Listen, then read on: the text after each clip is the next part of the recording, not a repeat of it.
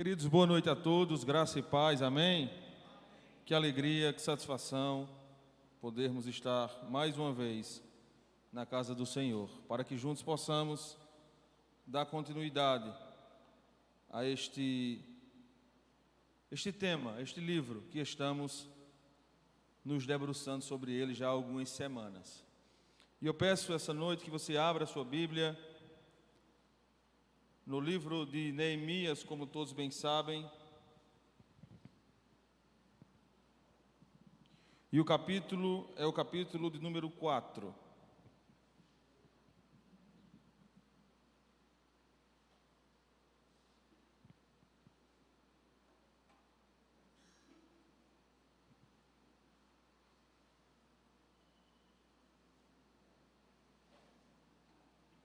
Neemias capítulo número 4. Se você encontrou, diga amém. A santa palavra do Senhor nos instrui da seguinte maneira: Sanbalat ficou furioso quando soube que estávamos reconstruindo o muro. Indignou-se e zombou dos judeus. Disse na presença de seus companheiros e dos oficiais do exército samaritano, abre aspas: o que esse punhado de judeus fracos pensa que está fazendo? Imaginam que serão capazes de construir o muro em um dia só, porque ofereceram alguns sacrifícios? Pensam que podem fazer algo com as pedras queimadas que tiraram de um monte de entulhos? Tobias, o amonita, estava ao seu lado e comentou: basta uma raposa subir lá, e esse muro de pedra desaba. Então orei: ouve-nos, nosso Deus, pois estamos sendo ridicularizados. Que essa zombaria caia sobre a cabeça deles e que eles próprios se tornem prisioneiros numa terra estrangeira. Não ignore sua culpa, não apague seus pecados, pois provocaram tua ira aqui diante dos construtores. Por fim, o muro foi reconstruído até metade de sua altura ao redor de toda a cidade, pois o povo trabalhou com entusiasmo. No entanto, quando Sanbalat e Tobias, os árabes, os amonitas, os adosditas, souberam que a obra avançava e que as brechas no muro de Jerusalém estavam sendo fechadas, encheram-se de ira. Eles planejavam vir lutar contra Jerusalém e causar confusão em nosso meio. Mas nós oramos a nosso Deus e colocamos guardas na cidade de dia e de noite para nos proteger. Então o povo de Judá começou a se queixar: os trabalhadores estão cansados e ainda há muito entulho para remover. Não seremos capazes de construir o muro sozinhos. Enquanto isso, nossos inimigos diziam: antes que eles deem conta do que está acontecendo, cairemos sobre eles e os mataremos, acabando com seus trabalhos.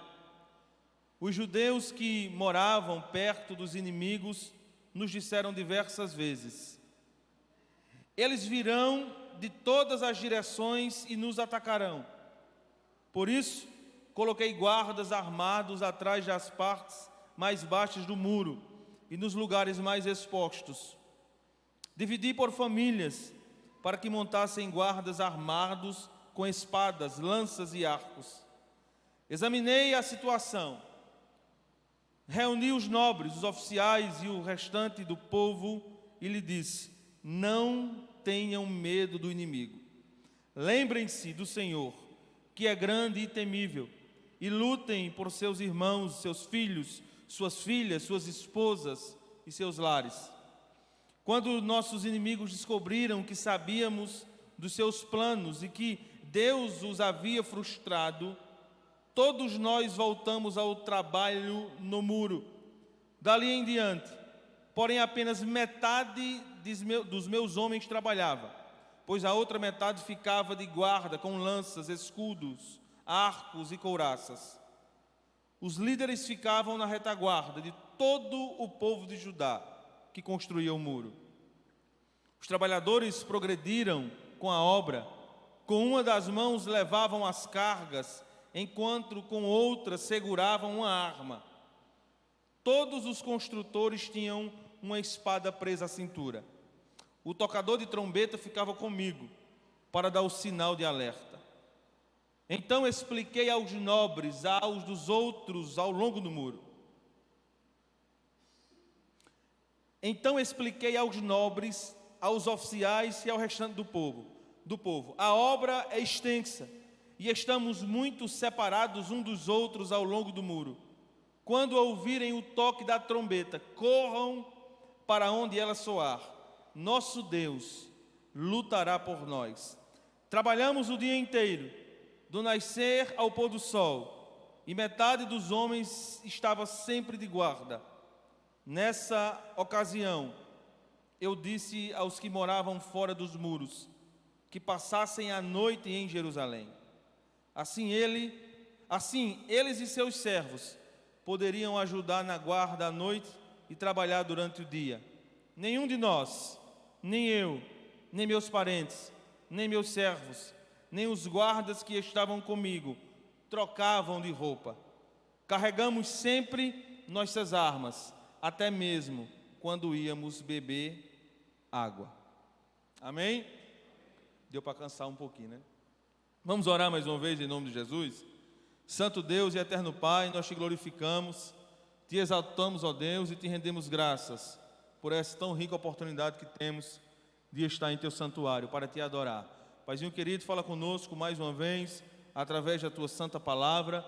É isso que eu te peço, meu Pai, me agradeço e te agradeço em nome de Jesus. Amém? E ô glória. Queridos, eu peguei uma tradução, essa é a nova versão internacional, bem clara. Eu quando estava lendo, estava vendo as sobrancelhas de algum, né? Dizendo, na minha Bíblia não tem isso aqui não. Mas, a priori quando a gente pega o texto cru, fica difícil a gente entender, porque é uma dinâmica muito rápida. O povo está em guerra, o povo está trabalhando. E os fatos eles acontecem rapidamente. E quando eu estava lendo e relendo, e aquele negócio não estava entrando bem na minha cabeça, e aí eu disse, não, deixa eu partir para uma tradução aqui, para que fique mais claro ao meu entendimento. Mas a gente já vem estudando esse livro há algumas semanas, e apesar do tempo que foi escrito, e bote tempo nisso, parece ser muito claro aos nossos olhos a praticidade do livro escrito por Neemias. Eu, quando me deparava com a leitura, eu lembrava-me de um texto de Atos capítulo 14 e o versículo 22 que diz: através de muitas tribulações nos importa entrar no reino de Deus. E é verdade, o livro de Neemias, ou escrito por ele, é um exemplo que a batalha e a luta da qual vivenciamos, ela não vai cessar hoje, nem amanhã, nem depois de amanhã, se Jesus não voltar. Enquanto estamos nesse lado de cada história, a gente enfrenta uma batalha todo dia. Alguns mais de uma, glória a Deus, mas é bem verdade que a nossa vida aqui é uma vida constante de desafios, de lutas e de muitas vitórias. Este texto, que através de muitas tribulações, e vocês conhecem, Paulo cita ele aos jovens, em sua primeira viagem missionária a Listra, Icônio e Antioquia. E é bem verdade, o escritor aos Hebreus vai dizer, olha, há uma carreira que lhe é proposta, mas a Bíblia não nos deixa duvidar que, enquanto estamos nesta carreira que nos é proposta, a luta também, ela é uma certeza, não é uma dúvida. A Bíblia, ela escreve com o mesmo tamanho da vitória à luta. Está lá escrito: no mundo tereis aflições. Tem bom ânimo, eu venci. E quando nós nos debruçamos sobre o capítulo 4, nós precisamos, de antemão, ter algo muito claro em nossa mente.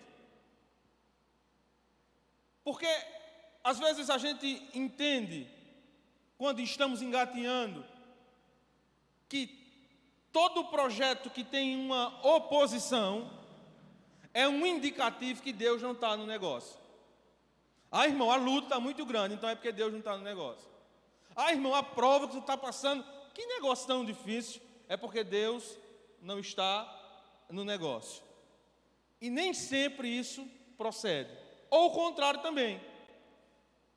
Se a obra está prosperando, ou se uma pessoa está prosperando, ou se um projeto está prosperando, automaticamente a gente tende a dizer: é porque Deus está no negócio.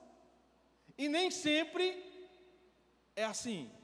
Nem sempre a narrativa é verdadeira. Nem sempre os ambos estão corretos. Porque nem sempre a prova é sinônimo de pecado ou de desaprovação, e o contrário também não é verdadeiro. A Bíblia, ela é repleta de pessoas que estavam passando por dificuldades, mas que Deus estava no centro da sua vontade. Como não lembrar de Ana, que não gerava, contudo, ela estava no centro da vontade de Deus. José, ele vai ao poço, ele é vendido, ele vai preso, mas ele estava no centro da vontade de Deus. A tradição diz que Pedro, ele foi crucificado de cabeça para baixo. André, ele foi martirizado, morto na Grécia. Tiago, ele é apedrejado por pregar a Cristo. E aí eu pergunto, será que Deus não estava no negócio? Eles estavam no centro da vontade de Deus. Mas mesmo assim, a luta foi grande. E aí começa a descortinar na nossa mente uma falsa verdade, uma inverdade que muitos dizem: ah, olha, irmão, se Deus está no negócio, você prospera. Nem sempre é assim. A grande pergunta que eu fiz a esse texto, quando eu me deparava com ele, é um texto muito conhecido. Talvez o capítulo mais conhecido de Neemias seja o capítulo número 4, onde muitos gostam de dar glória a Jesus. Mas a primeira pergunta que eu me fiz quando estava vendo, sabe, o prólogo do texto é dizer: qual fruto eu devo dar no dia da perseguição? Ou no dia que a prova, a crise bater à minha porta? Qual o fruto que a gente dá em tempos de crise? E era sobre isso que eu gostaria de extrair do texto algumas verdades.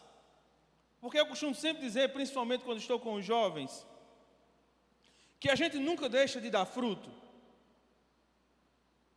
Ou a gente dá fruto para Cristo, ou a gente dá fruto para a concorrência. Mas a gente nunca deixa de dar fruto. Enquanto estivermos vivos, a gente está frutificando, ou para um lado, ou para outro.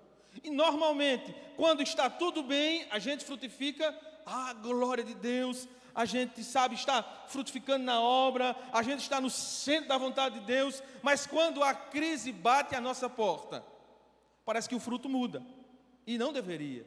O nosso fruto ainda deve continuar sendo para a glória de Deus, porque todas as coisas cooperam para o bem daqueles que amam a Deus. Então, qual o fruto que a gente deixa transparecer? Qual a atitude quando a gente é injustiçado? humilhado, quando a gente é fustigado?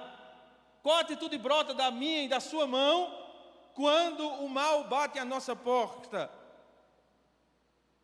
E o texto da qual nós lemos, a situação da qual esse povo passa, é um exemplo vivo que é possível dar fruto em tempo de crise. E fruto bom, fruto doce. O texto ele fala sobre liderança. Mas eu queria desafiar você a pensar hoje que todos que estão aqui têm um cargo de liderança. Quando falo liderança, não apenas uma liderança ministerial, mas você é líder aonde você está. Talvez eu possa estar falando para mães aqui que são pais e mães ao mesmo tempo. Talvez você seja um líder na sua casa, no seu trabalho, no ciclo de amizade. Talvez você precise ser um líder de si próprio. Mas todo mundo que está aqui hoje exerce liderança. E a vida deste homem, ela deixa transparecer aspectos, ricos, de como a gente pode dar fruto no tempo da crise. E talvez eu poderia dizer, massagear o seu ego hoje e dizer, irmão, 2024 vai ser melhor. Talvez no aspecto financeiro, irmão, eu profetizo, só vitória. Mas em um contexto espiritual a qual vivemos, a Bíblia diz, o mundo jaz. Enquanto a trombeta não soar e ele arrancar a sua igreja, é luta, é desafio. Cada dia mais a gente tem que se encaixar no versículo que diz, olha, se você é santo hoje, amanhã, seja mais um pouquinho. Porque a crise espiritual, ela está aberta aí fora. E o mundo lá fora precisa de líderes com preceitos bíblicos muito vivos na sua trajetória. E quando eu olho o texto do versículo 1 ao versículo de número 3, eu não vou ler porque o texto é grande, mas você vai acompanhando aí. Mas quando eu olho o início do capítulo 4, do versículo 1 ao versículo de número 3, eu encontro um homem furioso, um Sambalate furioso. Porque algo saiu do seu controle, algo saiu do seu domínio. E se eu pudesse trazer uma palavra que desse luz ao versículo 1, ao versículo 2 e ao versículo 3, eu diria que é um desafio ao ânimo. É um desafio. O versículo 1, o versículo 2 e o versículo 3, eu não sei se vocês já escutaram aquela frase que diz, olha, é melhor você levar um soco no estômago do que ouvir certas palavras, que machuca demais, tira a gente de centro. Não sei se você já recebeu uma ligação que o dia estava até tranquilo, mas aquele áudio do WhatsApp tirou você de prumo, lhe humilhou, despedaçou você de dentro para fora. E a estratégia que o Sambalate e o Tobias, eu não vou estar me referindo à história porque já foi dito isso, vocês sabem quem são, tirou aquele povo de prumo, ou tentou tirar aquele povo do prumo, da ordem.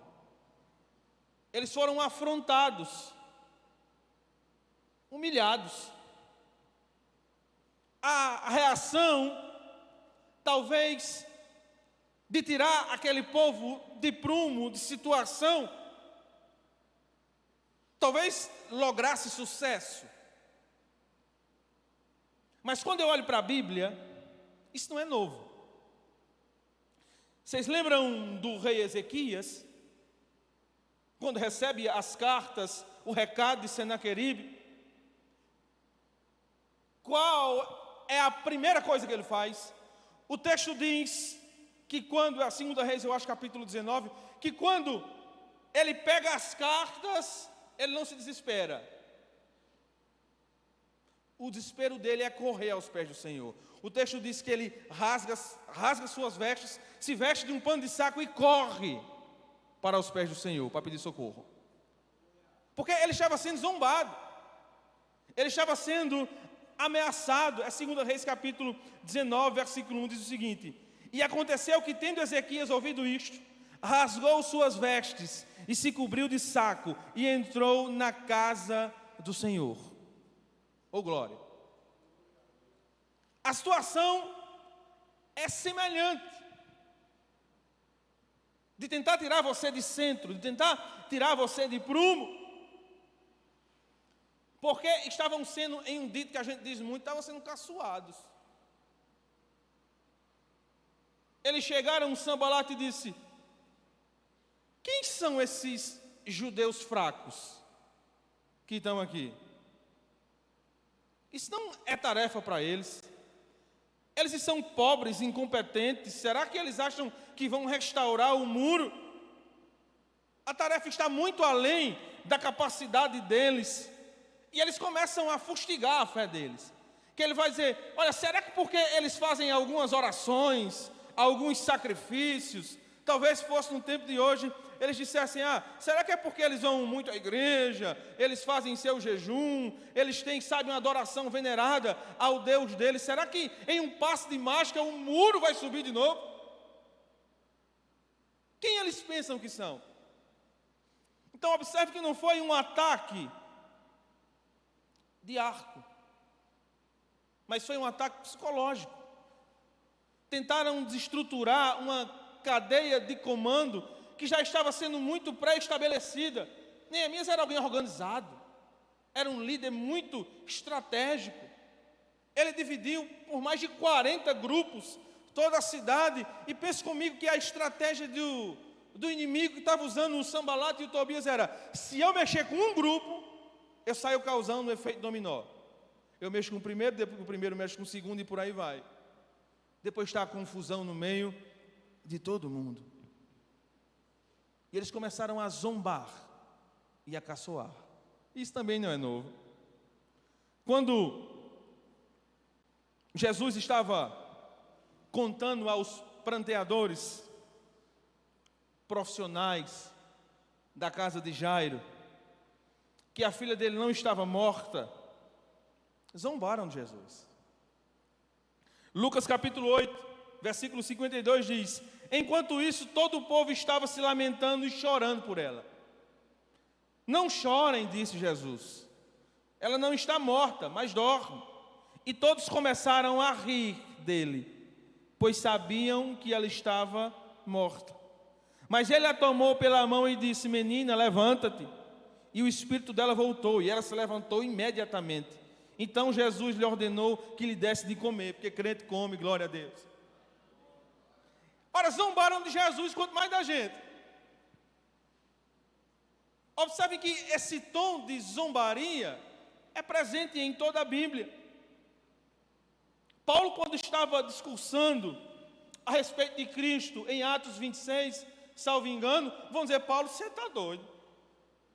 Eu acho que você leu muito. Você está se confundindo. Você está sendo levado à loucura. As letras estão lhe levando à loucura. Observe que essa estratégia do inimigo de zombar da nossa fé é muito antiga. Mas a pergunta é a mesma que eu fiz no início: o que devemos fazer quando zombam da gente? Será que a gente vai zombar mais? Porque a gente é ruim, não é, irmão? A gente é ruim. Se alguém soca a gente, sabe, pisa no pé da gente, a gente diz: rapaz, na próxima eu piso mais forte. A gente fica querendo medir força, mas glória a Deus que o velho homem ficou lá atrás. E a nossa atitude agora deve ser diferente, o fruto agora deve ser diferente. E o que é que o texto nos ensina? Do versículo 4 ao versículo número 6, a gente encontra um líder que ora. Repita comigo para você não dormir. Um líder que ora. Ele orou. Ele não partiu para outra porta. Parece que lhe encher de pregador falar sobre oração. Mas não sei se vocês concordam comigo, mas a gente normalmente só negligencia aquilo que a gente tem conhecimento. Porque se a gente não tem conhecimento, a gente não negligencia. Está bem lógico. E por parecer uma coisa simples, que está toda semana, os ministros dizendo, olha, a gente precisa orar. O mundo já dos malignos, mas a gente precisa orar. E a gente normalmente deixa isso para a última alternativa. Porque quando o telefone toca e tira a gente de prumo, a gente liga para o pai, para a mãe, para o vizinho, para o pastor, se aperreando todo mundo. Aí depois diz, pronto, agora eu vou orar. Quando normalmente deve ser o contrário. Eu vou orar. E depois eu tomo outra providência. Porque a oração, e olha que a oração de Neemias foi uma oração imprecatória. Foi uma oração que muitos dizem uma oração de maldição. E também isso não é novo na Bíblia. Mas calma aí. Salmo 79, 2 diz o seguinte: o Senhor retribua 7 vezes mais a nossos vizinhos pelos insultos que lançaram sobre ti. Salmo 94, 1 a 3 diz: o Senhor Deus da vingança, ó Deus da vingança, manifesta teu resplendor, levanta-te, ó juiz da terra, dá aos orgulhosos o que merecem. Até quando, Senhor? Até quando os perversos se alegrarão com suas maldades? Não é que você vai orar para amaldiçoar ninguém, não. Aqui é um contexto de guerra santa. E o contexto da oração precatória não é em favor daquele que ora. Se você pegar toda a oração precatória da Bíblia, você vai ver que é um zelo tremendo pela palavra e pelo projeto de Deus. Neemias não estava orando para dizer, Deus, derrota eles e me dá a vitória. Ele estava orando para dizer, Deus, faça a sua vontade se cumprir, que é um muro ser restaurado. É uma oração que visa o reino dos céus. Não é que para você ter vitória, alguém tenha que ter derrota. Meu Deus é Deus de coisa nova. Seu Deus é Deus de coisa nova. Se Ele quer abençoar você, Ele não tem que entrar na conta de ninguém para abençoar você. Ele abençoa você, seu vizinho, o outro vizinho. Normalmente a gente tem essa ideia, né? Deus, que Ele diminua, que meu vizinho, sabe, seja despedaçado para que eu prospere. Ele abençoou os dois, glória a Deus. A oração foi a primeira porta que o Neemias abriu. Também não é novo. A oração sempre esteve presente nos grandes homens de Deus. Em toda a história bíblica. A Bíblia tem reiterado por inúmeras vezes o poder e a necessidade da oração diária. 1 Tessalonicenses 5:22, orai sem cessar. Jeremias 33:3, clama a mim e responder-te-ei e anunciarei coisas grandes e ocultas que não sabes. Mateus 7:7, me busque que vocês... É a Bíblia que nos pede isso. O próprio Cristo, quando esteve nessa dimensão, orou. Nos deixou o exemplo. A Bíblia diz, Marcos 1:35, que de madrugada ele se levantava e ia à oração. Lucas 6:2 diz que naqueles dias retirou-se para o monte a fim de orar e passou a noite toda orando. No final de tudo, Lucas 22:41, no Getsemane, a Bíblia diz que ele de joelhos orava. Era o Cristo, em forma de homem, dando exemplo a gente, que a gente precisa orar. Todo dia. A nossa vida de oração, ela tem que estar em dias. Lembra do Ezequias?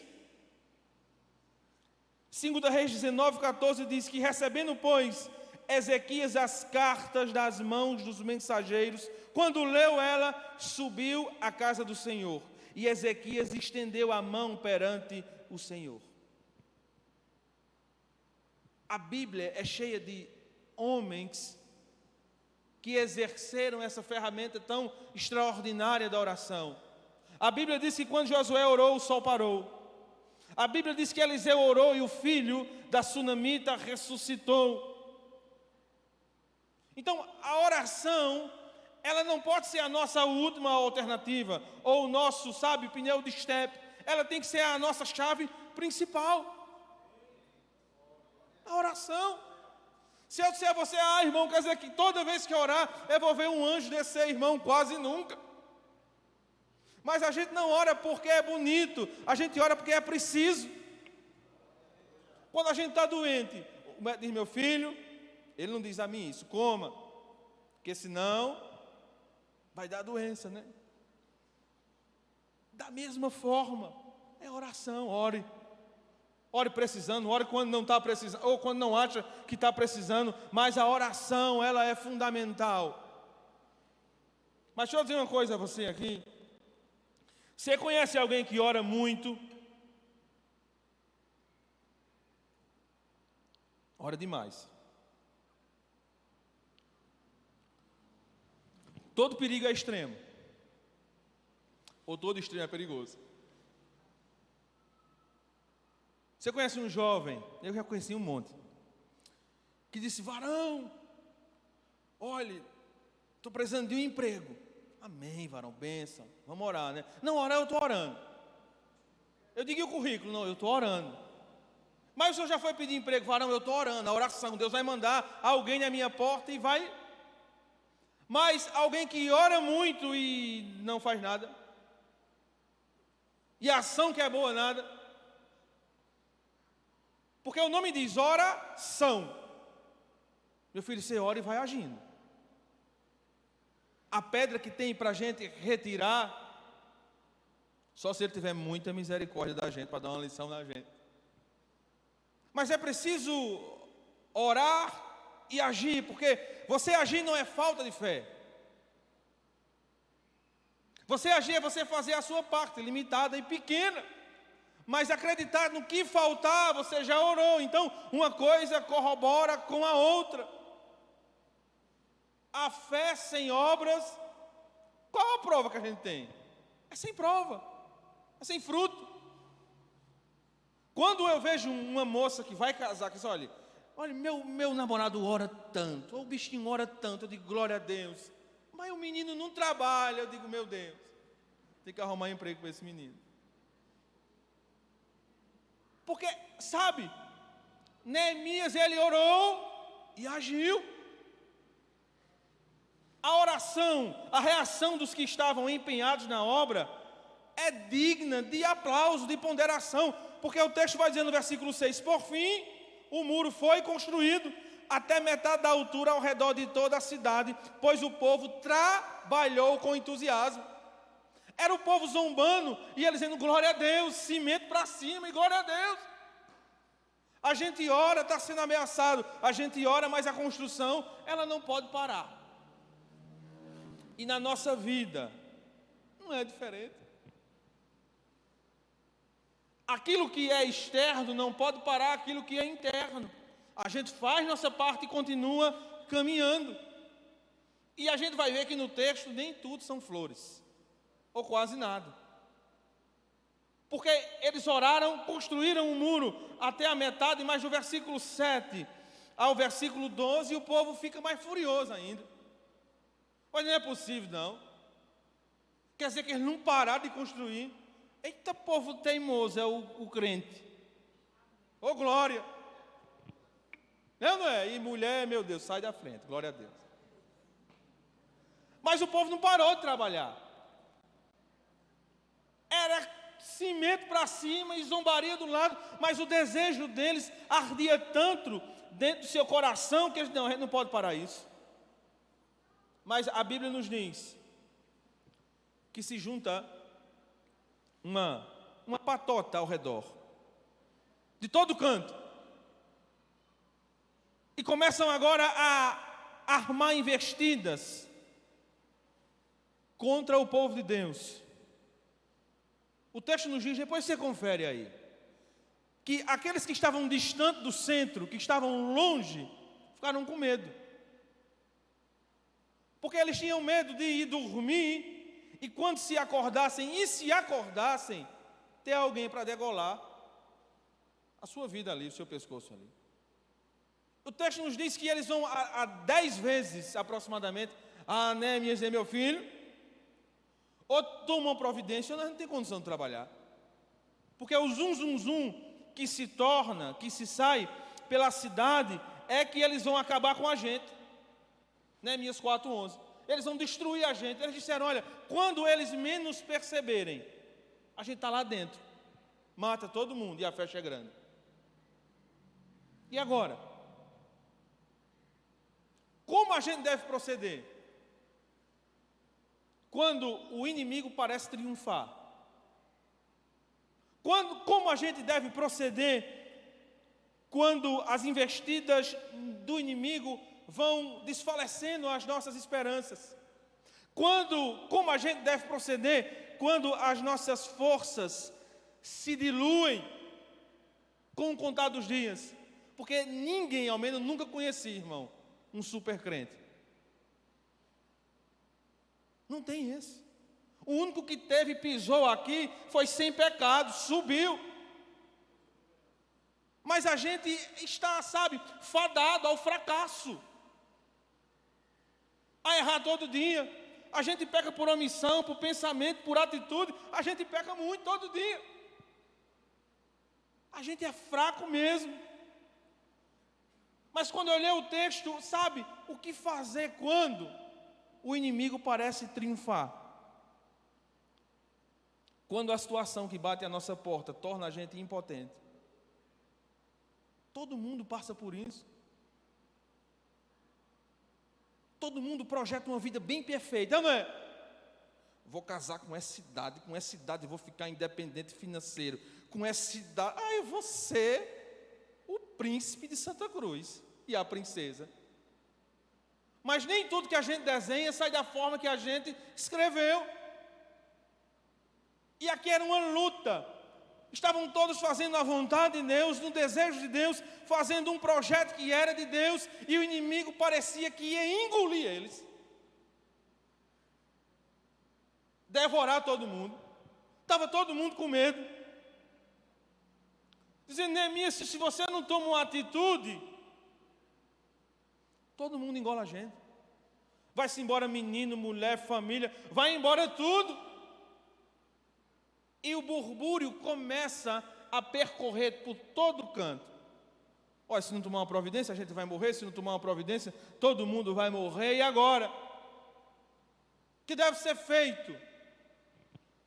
Quando, a gente não tem mais saída. Parece aquela cena do Mar Vermelho.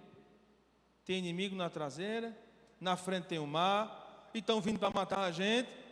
E o que fazer agora? O crente, ele tem uma ferramenta.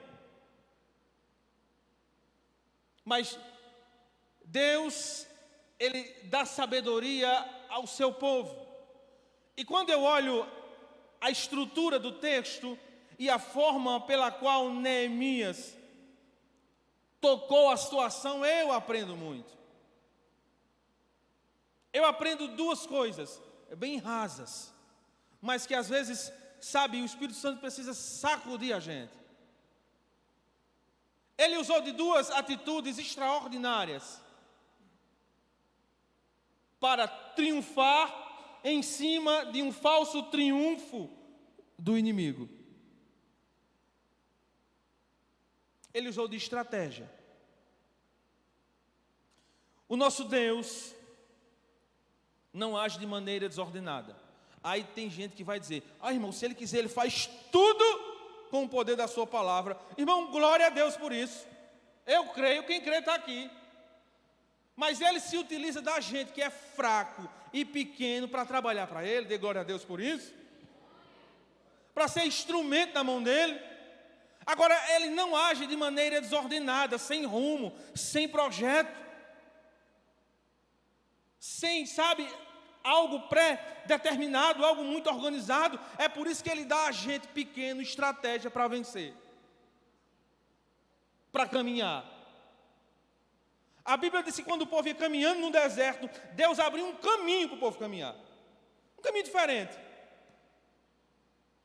para o povo passar em meio à crise. Ele ordena tudo bem sincronizado, sai do controle da gente, mas não sai do controle dele, sai da mão da gente, mas não sai da mão dele. Oh glória! É por isso que é bom servir a Ele. Toda vez que eu me lembro de estratégia, de reconstrução, de construção, eu me lembro de Moisés. Cabra bom. A vida de Moisés é um exemplo para a gente. Mas como Deus usa aquele homem é extraordinário. Porque ele primeiro acha que é alguma coisa, aí Deus não usa ele. Depois ele acha que não é nada, aí Deus diz, pronto, é agora que eu vou te usar. E começa a usar ele na terceira etapa da vida. Mas disse, Moisés, eu te uso com estratégia. Sobe ao monte, que eu vou te ensinar a construir. E Deus dá as coordenadas do tabernáculo a Moisés. Olha, é tantos metros, é tantas pessoas, é tanta gente. Ele começa a dar cada medida, cada material, tudo que fosse usado na construção do tabernáculo. E isso me ensina muito. Deus não age na bagunça. Deus deu estratégia a Moisés para tudo.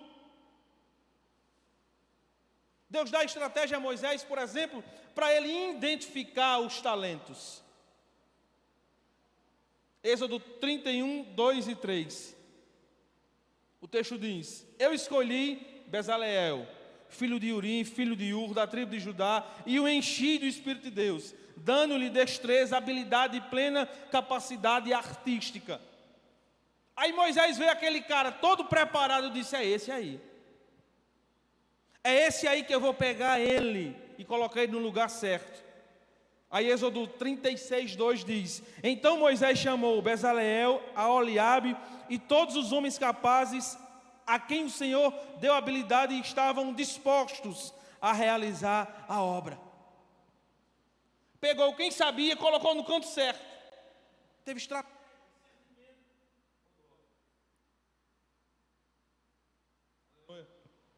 Pronto. Pegou estratégia, discernimento para dar ao povo. Colocou tudo na ordem.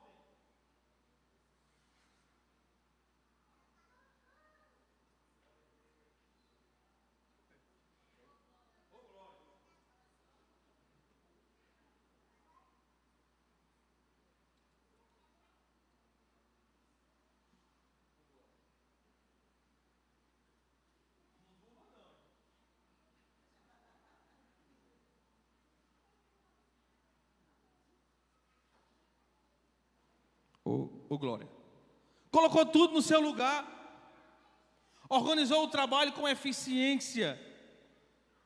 E Êxodo 36, 8 e 39, 32 vai dizer o seguinte: todos os homens capazes dentre os trabalhadores fizeram o tabernáculo. Assim foi encerrada toda a obra do tabernáculo, a tenda do encontro. E foi justamente esse senso de organização que Neemias teve. E que ele fez. Neemias postou guardas de dia e de noite, armou a população, posicionou-se nos lugares mais expostos ao longo do muro. Todo mundo agora começou a trabalhar de uma maneira ordeira, armada, com espada, escudo, couraça, enquanto uma mão no trabalho e um olho, mas a outra mão estava no inimigo e na espada. Porque todos trabalhavam com um só propósito, com uma só ordem. Deu estratégia ao povo. E na nossa vida não é diferente. A gente precisa extrair isso para o nosso dia a dia e entender que Deus nos dá sabedoria. A Bíblia nos diz, lá em Tiago, diz, olha, aquele que não tem, peça a Deus, que Ele dá de graça. 0800. é brinde do alto para a gente. Mas a gente não pode fazer uma coisa de maneira desordeira em tudo. Na nossa casa, na nossa família, com os nossos filhos, no ministério da igreja, tudo tem estratégia, tudo tem ordem, é tudo no seu ponto certo. É por isso que às vezes a gente acha uma liderança, às vezes, aquele cara é muito chato. Mas a responsabilidade que Deus deu a ele requer, sabe, que tudo saia nos mínimos detalhes. Mas se uma coisa foi estratégia, a outra coisa foi extraordinária. Porque, queridos, tem momentos da vida,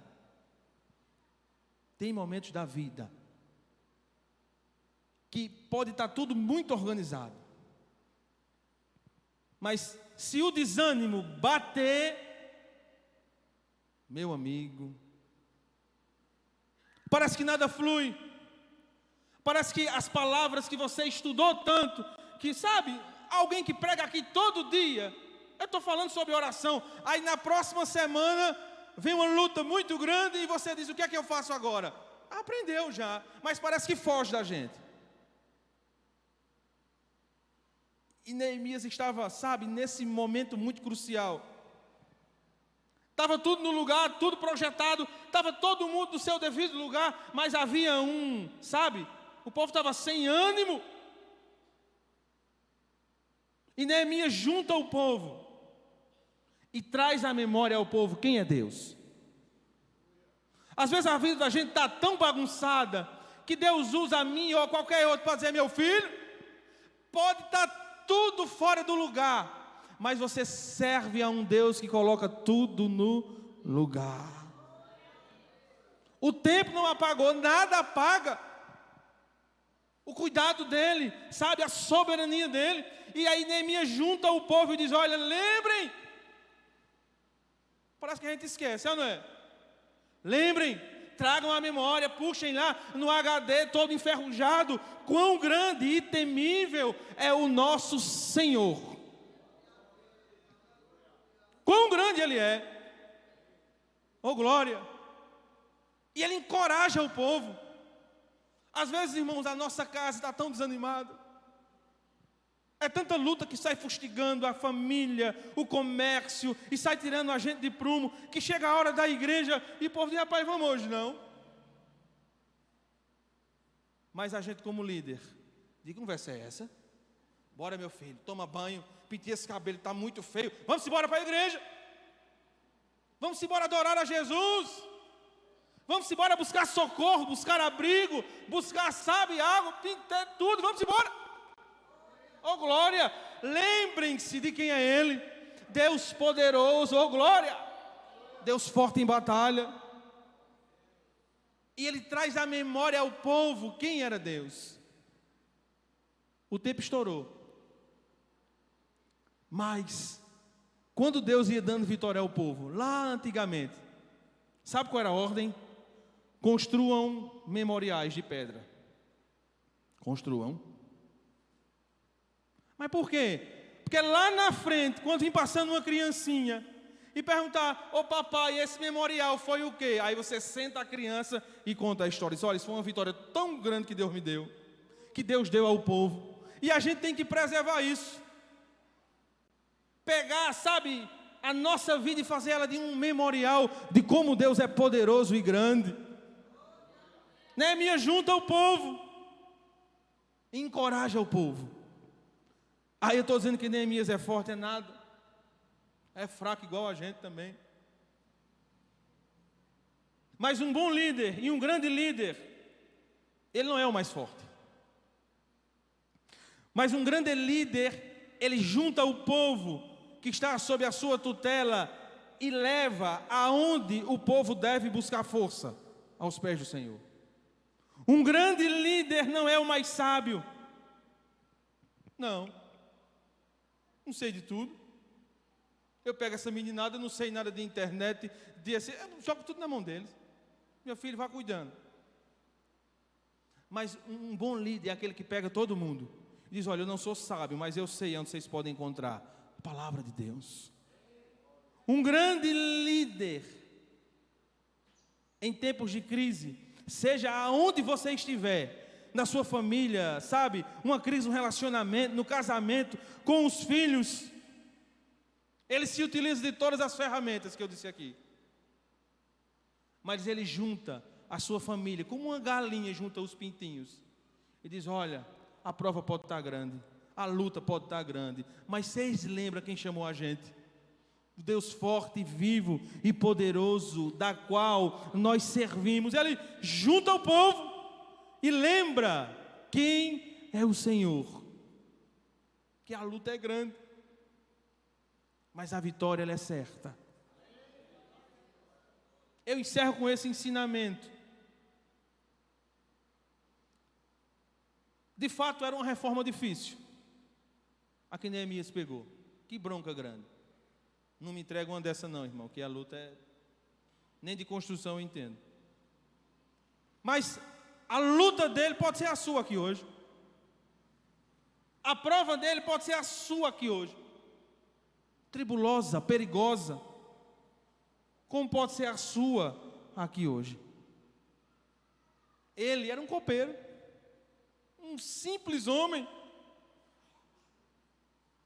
um servo do rei, mas em seu coração ardia o desejo daquela reconstrução. E se você for lá hoje, não fui não, mas eu vi, está lá ainda os destroços daquela construção, está lá o memorial, para que o povo entenda que Deus é grande, terrível e poderoso. Então levante sua cabeça e lembre-se que Ele ainda é o mesmo, não mudou. Salmos 55, 18 diz: Ele me guarda ileso na batalha, sendo muitos os que estão contra mim. Eu encerro esta noite com aquilo ou com aquelas ferramentas que Paulo passou para o seu povo. Disse: olha, vocês não estão desarmados.